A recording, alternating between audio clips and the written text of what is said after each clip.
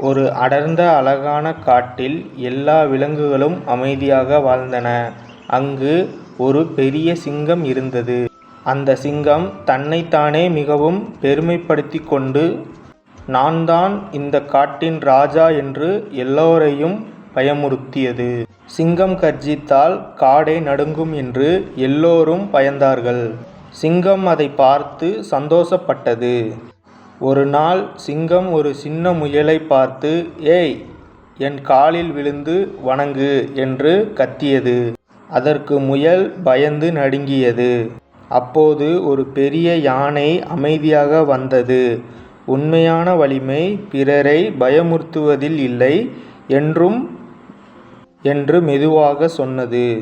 சிங்கம் கோபத்தில் யானை மீது பாய்ந்தது. ஆனால் யானை தன் தும்பிக்கையால் சிங்கத்தை மெதுவாக தூக்கியது. தூக்கிய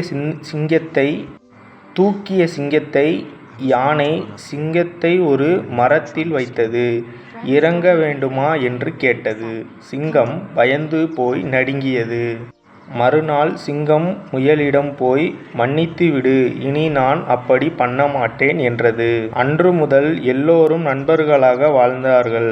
எப்போதும் உண்மையான வலிமை அன்பிலும் பண்பிலும் தான் இருக்கிறது. அன்பான குழந்தைகளே, இந்த கதை உங்களுக்கு பிடித்திருந்தால்